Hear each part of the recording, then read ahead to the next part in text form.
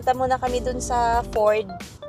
Kasi finally, may napili na ata si Mark na sasakyan. So, titingnan natin kung anong unit yung nakuha niya. At syempre, ito yung first car niya dito sa Canada. Kaya,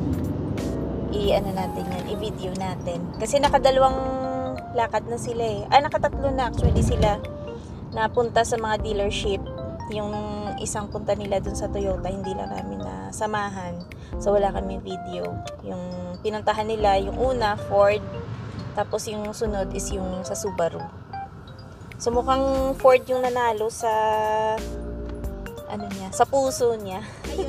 Baka yun ang mag-approve sa kanya na kahit wala pa siya. Hindi pa siya PR.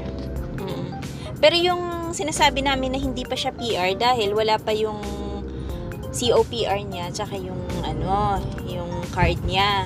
Kasi yun na lang yung inaantay nila eh.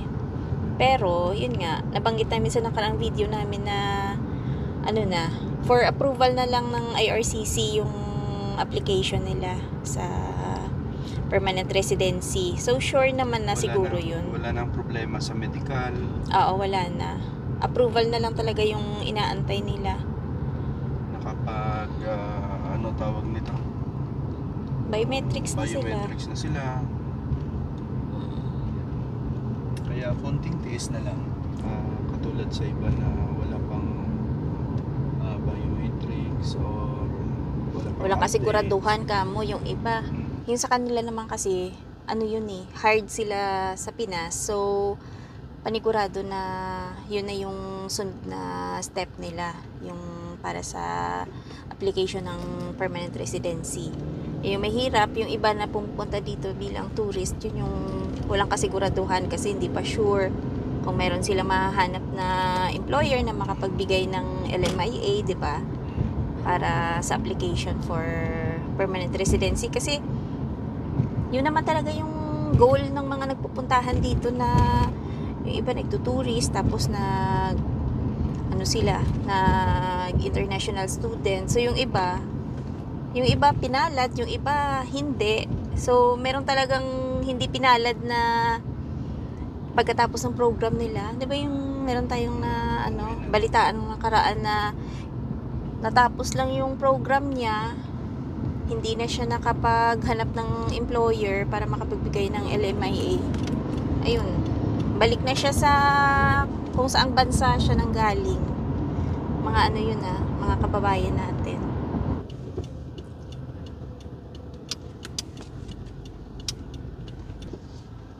So dito na po tayo sa Ford. Check natin sila kasi nauna na sila sa amin. Check natin kung anong unit yung nakuha nila. Uy, ang ganda nito, oh. F-150 Tremor. Ay, andun sila sa kabila.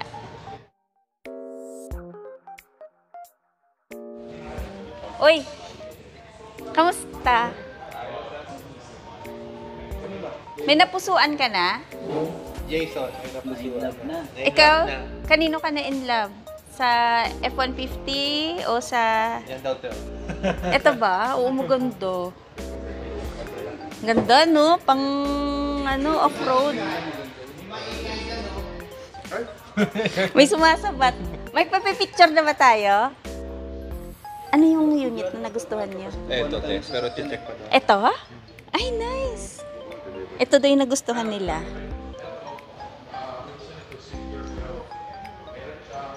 Uy, ang ganda nito.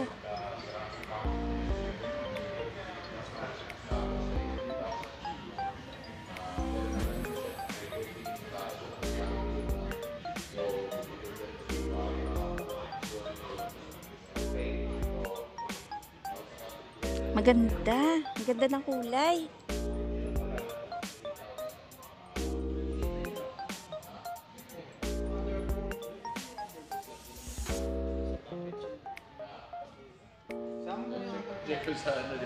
Anong klase to na sasakyan?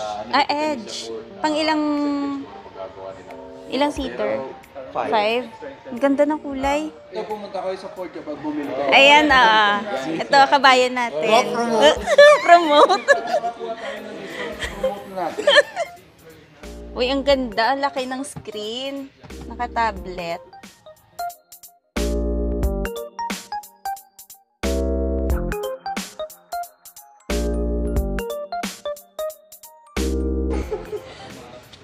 Uy, ang ganda talaga. Pero mamaya ka na. Ito muna, ang ganda din.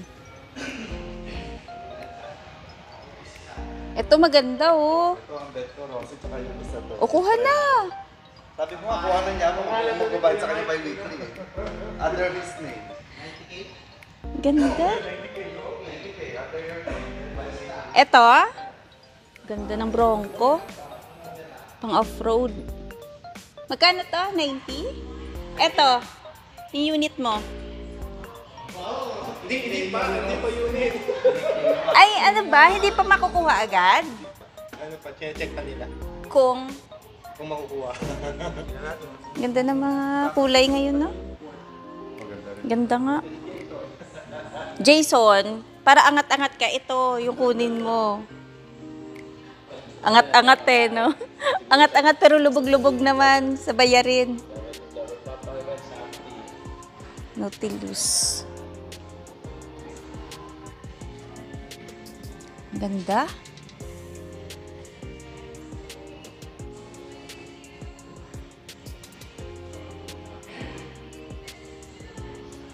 Yung makakasundo ba? Ayan na. Tama ba kami? Pasamahan mo dun, Mike. Pwede daw, pwede. Wala, daming... Dito na lang ako. Yung camera siya ako pero... Pupunta kayo sa port. Ayan. Salamat. Yan, hanapin niyo si Rocky. Kaya kababayan natin. Pero kailangan niya ng kliyente. Oo nga. Hindi siya shy sa mga kliyente. Patayin natin yung hiya para lang sa sales natin. Oh, ang galing yung sales talk, ah. Shoutout pala, kasamahan ko, si Ate Rovelda, the receiving people court, si Ate Liza, si G-Boy.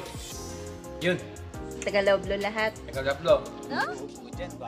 Ay, oo, Jason, bagay na bagay sa'yo. Wow. Feel na feel, oo.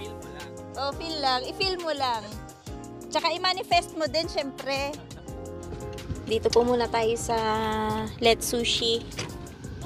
Kasi inabot na po ng lunch.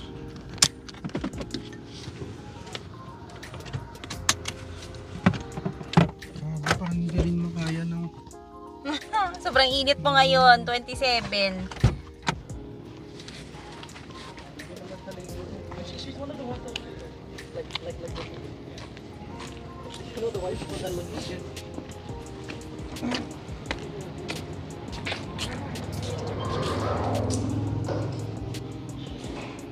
Open, please.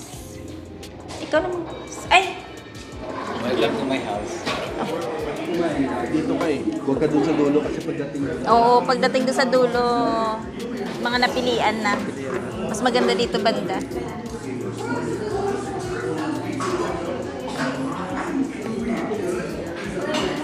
Chopsticks. So ano to, cheat day ngayon to?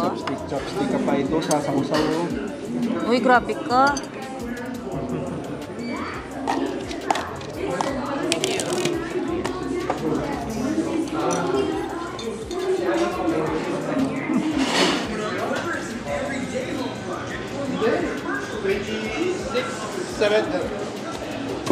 Mga 29 na ito. Ano mas na? Kuha tayo konting... Ay! Nakain ka ba rice, Papa?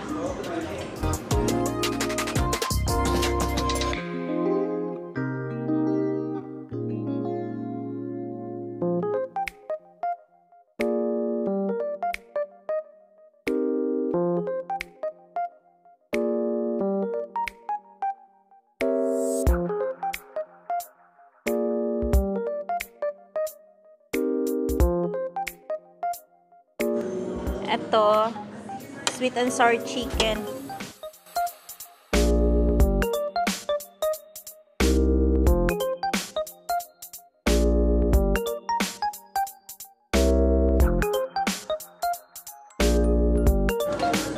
Pwede na to. Ayan. May mga tempura. Meron din shrimp. Pwede na to.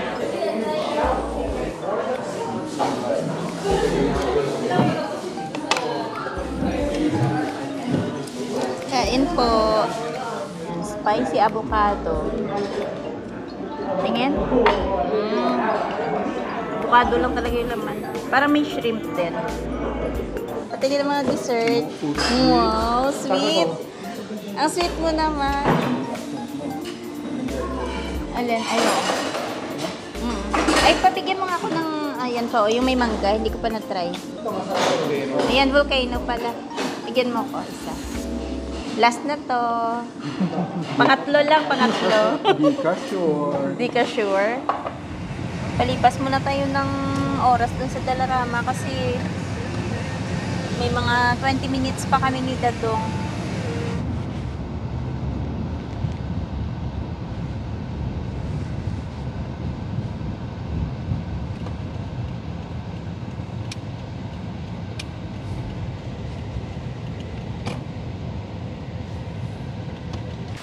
Ayan, closed pala. Lumipat sa Norman View and Luvan Drive. Sarado? Saya. Sabi namin sana magpalipas lang kami ng mga ilang minutes. Sarado naman pala. Lumipat sila sa Luvan tsaka Norman View. So wala na pala tayong madaanan dito na Dalarama pagka dito tayo banda sa Sherwood. Doon na lang sa 4th Ave, no? Pagka Dalarama. Yan, waiting muna tayo dito ng mga ilang minutes lang kasi malapit na lumabas yung mga estudyante. So dito sa amin, bago mag-closing yung school, nag-i-email sila sa mga parents about sa yung mga gamit para sa sunod na school year. Halimbawa kung anong grade na yung anak mo, isi-send nila sa'yo yung list ng mga supplies para yun yung ipoprovide mo bago na naman magpasukan sa sunod na school year. So ayan, kagaya neto, ayan, ini-email lang yung list ng mga school supplies. Tapos ayun din, sinisend din nila yung schedule ng klase. Hindi naman nagbabago yung schedule ng klase, yun pa din naman, kumbaga ina-update. Oo, ina-update lang nila. So, ayun. Tapos, sinisend din nila yung calendar ng school para sa sunod na taon.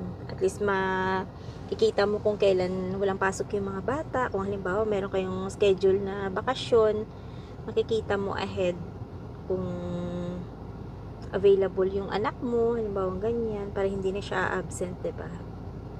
Kung may mga travel, ganyan.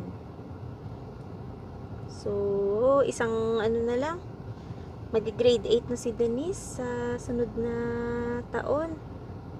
Tapos mag-high school na pa, no? Ang bilis. Ano ba yung high school? 9? 9, 10, 11, 12. Kasi sa atin, ano, 'di ba? Hindi natin inabot na Grade 12. may 11 and 12 dun eh. Hindi namin inabot dun.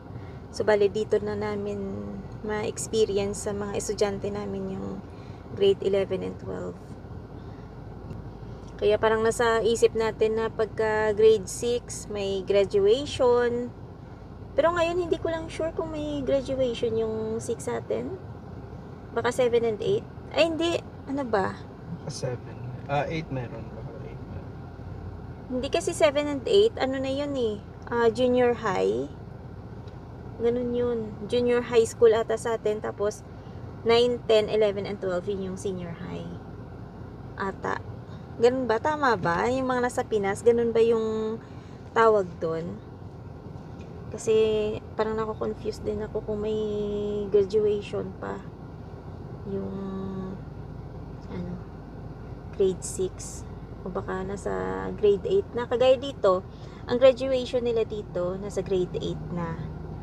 Kasi ang high school nga, syempre, graduation nila nasa grade 12.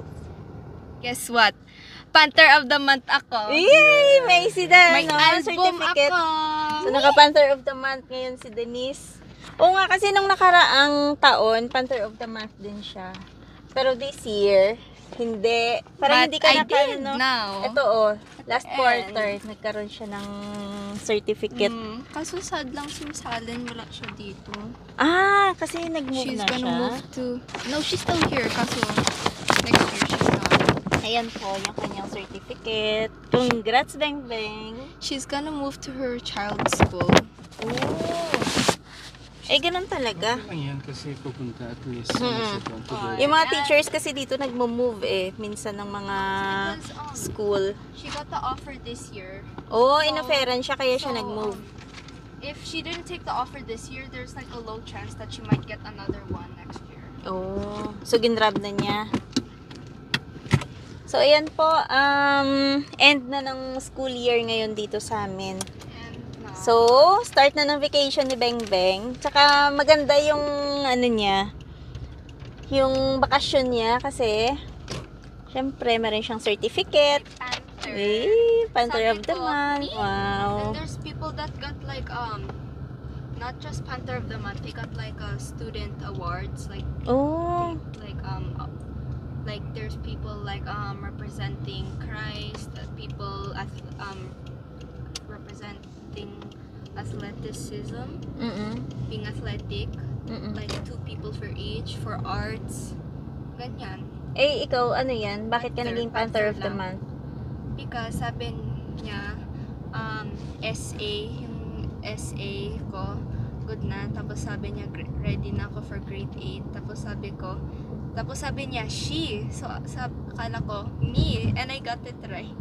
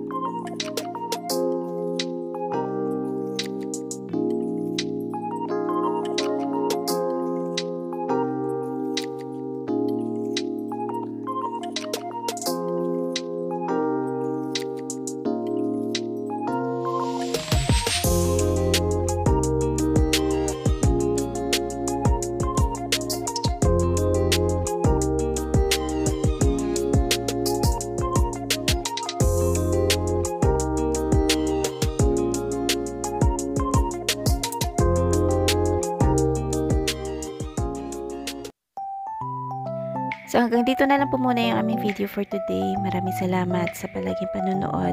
At ingat-ingat. Bye-bye!